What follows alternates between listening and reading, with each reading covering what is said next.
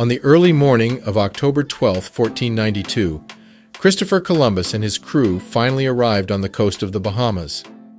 This discovery in time would be advertised as one of the most daring and history-changing feats, but they are a few things that history books almost unanimously omit as part of this narration. Some of these facts will change the way you look at this event. In fact, it will change the way you look at pre-Columbus American history, for good.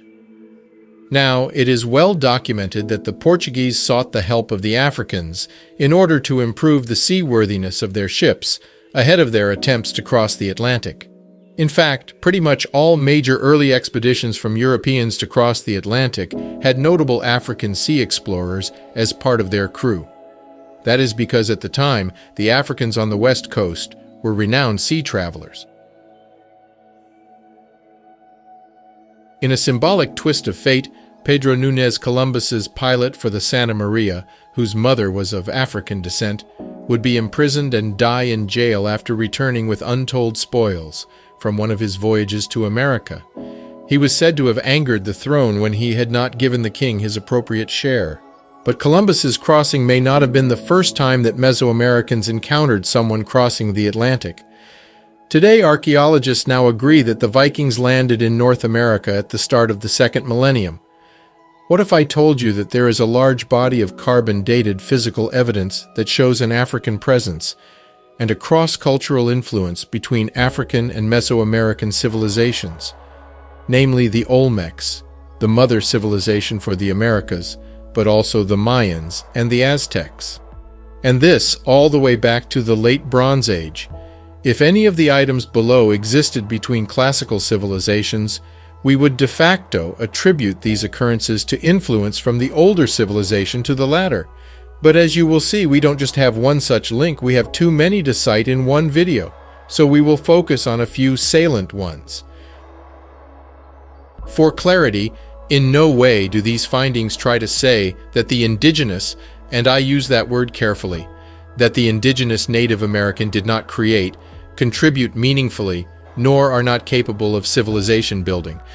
However, these findings point to a clear influence that lies in its origin across the Atlantic.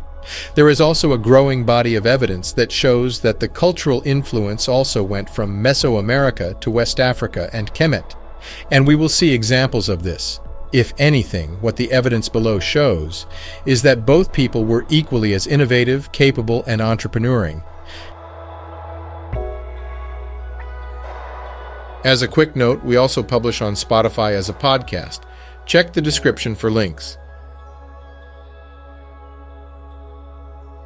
On the presence of Africans in America before 1492, the historian Dr. Ivan van Sertima states, and I quote, "So there you have it, eyewitness accounts, metallurgical evidence, linguistic evidence, botanical evidence, cartographic evidence, oceanographic evidence, skeletal, oral, documented, and above all, iconographic evidence. That is, paintings and sculptures of these people which show clearly, except to those who refuse to see, all the features we associate with the African." End quote. But what of their contribution to the New World? How reliable is this evidence? And did Africans have any influence in kick-starting the civilizations that we know in the Americas?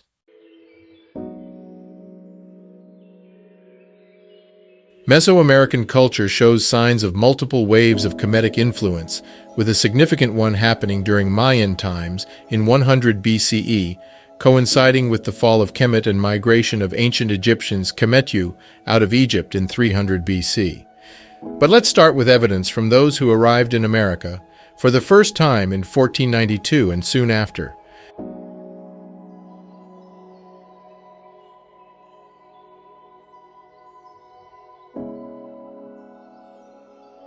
Perhaps the most telling evidence of Africans being present in America prior to 1492 is the first-hand accounts from European explorers themselves.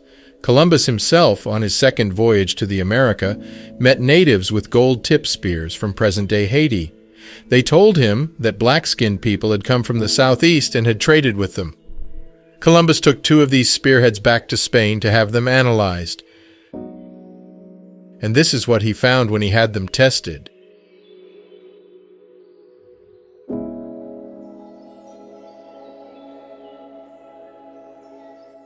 They were identical, not similar, but identical in their composition to spears made in West Africa. 18-part gold, 6-part silver, and 8-part copper. To be clear, this alloy signature is unique to West Africa. In fact, the similarities don't stop there. The words that the native used for spears was identical to the words used by the Africans. Guanin.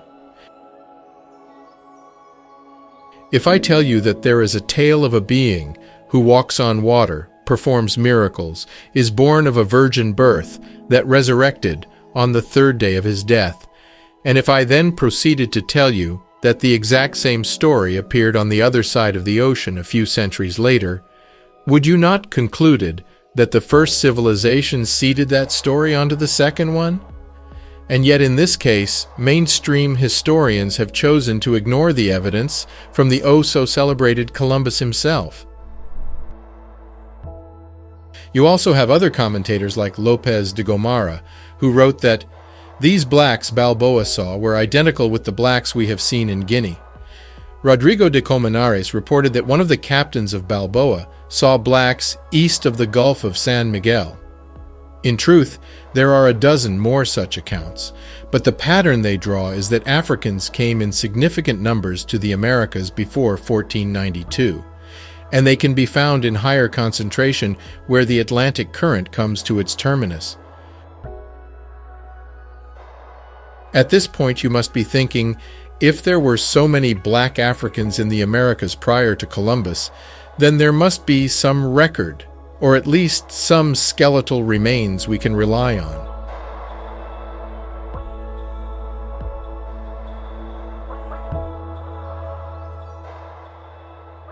Let's first look at what the Mesoamericans themselves said when it comes to this matter, and they couldn't have been louder than expressing themselves with these giant head statues, the Olmec heads. Here, I would like to echo renowned historian Dr. Matthew Sterling and I, quote, "Despite its great size, the workmanship is delicate and sure, the proportions perfect. Unique in character among Aboriginal American sculptures, it is remarkable for its realistic treatment. The features are bold and amazingly Africoid." End quote. Olmec heads had African features, Egyptian headdress. Some even had Ethiopian-style braids. In fact, one of these heads and its photograph was so Africoid that it had been suppressed for more than 4 decades before Dr. Ivan van Sertima revealed it to the world. I mean, you can't make this up. This is yet another example of the clear intellectual dishonesty from a few Eurocentrist historians. Even so, till today, a non-African origin for the people depicted by these heads is brought forward. And yet, if you ask any kid what ethnicity these heads belong to, the answer would be without tergiversation: Black African. The consensus date for the construction of these heads is 814 BC. This dates back to Pharaonic Egypt and especially during the Kushite Renaissance. So what other depictions of them exist?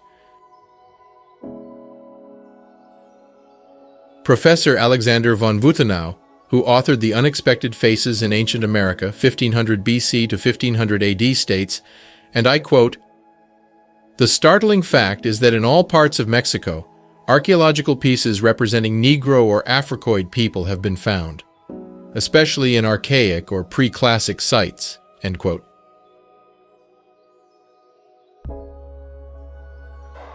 These portraits capture not only the dense close curl and kink of Africoid hair, the occasional goatee beard, unknown to the American Indian chin, projecting jaws, coloration, broad noses, and full-fleshed lips, but also African ear pendants, headdresses, coiffures, facial tattoos, and scarification.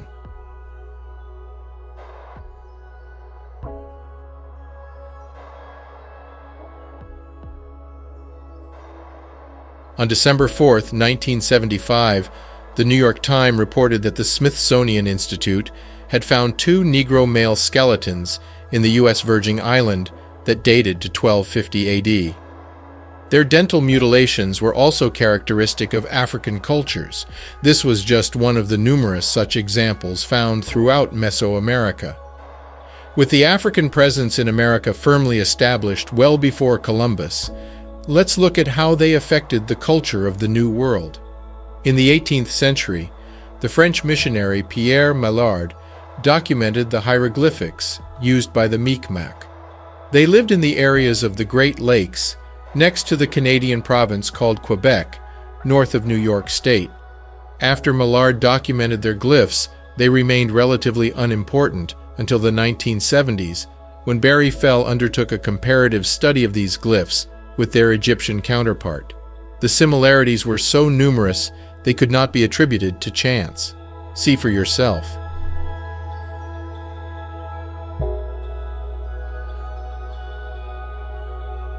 What followed, however, was an example of the many denial attempts by historians that many of us have become accustomed to. Historians did agree that the similarities were beyond what pure coincidence could explain. However, they dismissed the idea of Egyptians reaching the Americas as impossible, even though it has been well documented that Kemet had seaworthy ships. In fact, in 1970, Thor Heyerdahl conducted 2 expeditions, Ra 1 and Ra 2, to demonstrate that Kemetic boats were seaworthy. They successfully sailed from Morocco to Barbados in 52 days. That is 12 days faster than Amerigo Vespucci. The architecture of the temples and monuments is also remarkably similar. Here is a little-known fact. The base of the Pyramid of the Sun is exactly the same as that of the Pyramid of Giza. Both have a base of 230 meters side, or 756 feet. This is remarkable. From the stone-built pyramids to the doorways and corbelled vault arches. These are not mere resemblances, but they carry signatures of the same methods of building and the same preference for materials. Both Egyptians and Mayan pyramids are built of limestones. Both cultures used pyramids as a burial place for their rulers, just like in Egypt. Even if the pyramids in the Giza complex were not built tombs, the majority of the 100 pyramids discovered to date in Egypt were tombs. All the pyramids in Nubia were also tombs. Other cultural and religious similarities can also be found. Both cultures had religious systems revolving around the sun god as the supreme deity, but they also had a Book of the Dead. The similarities also extend to how the Mayan measured time. Both Egyptian and Mayan calendars had a 365-day calendar without a leap year, referred to as the wandering year. Both calendars had their new years in July. In fact, the Mayan calendar can be seen as an inheritance from the Olmec calendar, also a 365-day calendar, and it doesn't stop there. Cranial deformation was also practiced in both cultures, especially the elites. In fact, it was practiced by all 3 major civilizations in Mesoamerica. Akhenaten and his son King Tut are both famous for having practiced cranial deformation, but this practice was also widespread in Olmecs, Mayan, and Aztec civilizations. The victory scenes from both cultures are virtually identical. See the depiction of the Narmer palette and scenes from the Aztec Codex. One of the most telling similarities between both these cultures is rooted in how they decided to record information.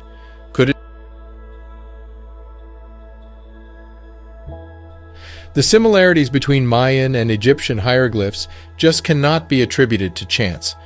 Both use phonograms followed by ideograms to relate meaning. These are pretty much the only languages in history to do so. The odds of that happening independently, randomly, and within the same time period is astronomically impossible. When you add all the other similarities, the conclusion becomes obvious. Just for context, other independently developed writing systems in the world look nothing like hieroglyphics, and they especially do not follow the same format. But it goes further because there were other cross-Atlantic writing systems that were all too similar.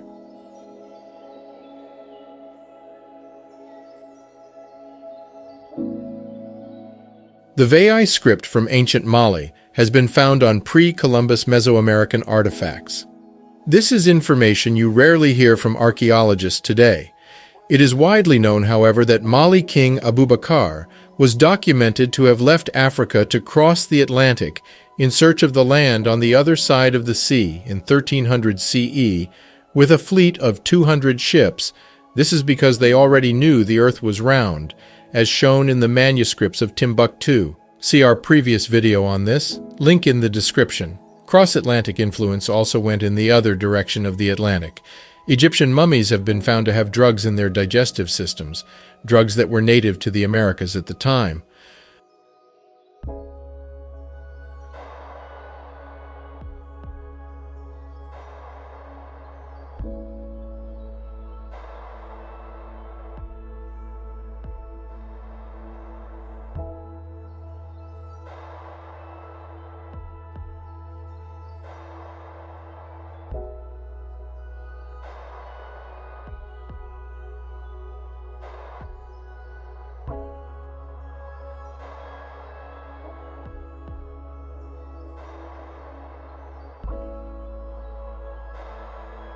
Dr. Svetla Balabanova came across traces of both coca and tobacco.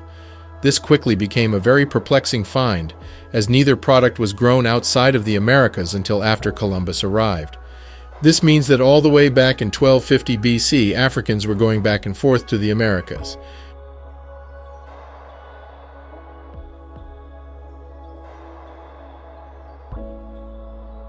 The large number of depictions of elephants in pre-Columbus art gives strong indications that the Mali Empire would have brought with them elephants during their Atlantic crossing. The Mali Empire was documented to have carried elephants in their ships, so it is very possible and in fact reasonable to assume that the numerous depictions of elephants in the New World would have been from Africans crossing the Atlantic with them. These depictions of Olmec pottery on the left and Mayan carving of elephants on the right are a great example of this.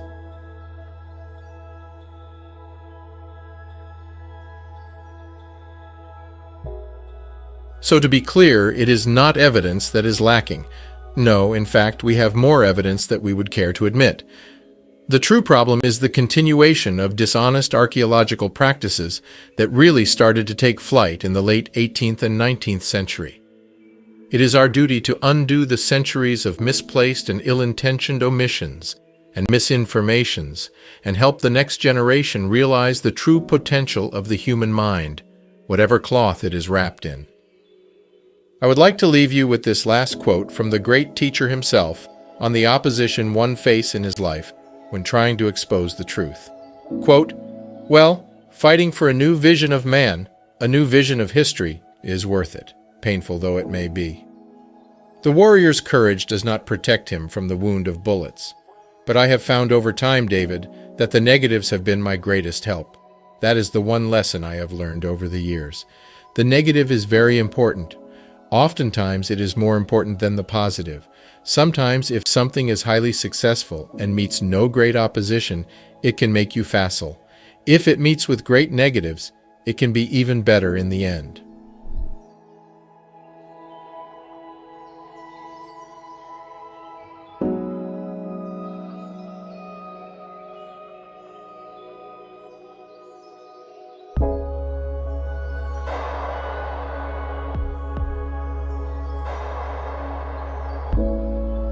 Don't miss our last 2 episodes on Hannibal and Carthage, where we cover the true ethnicity of the Carthaginians and the most memorable battles of Hannibal.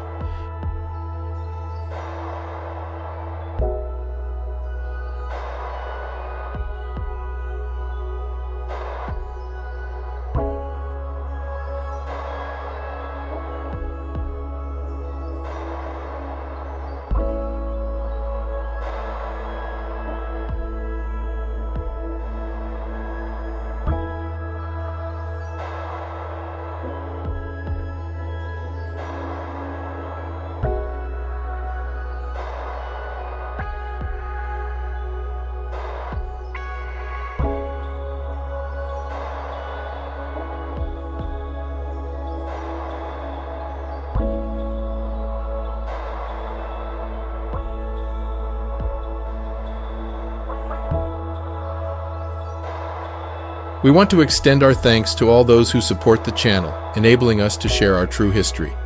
These are the true warriors of Veritas.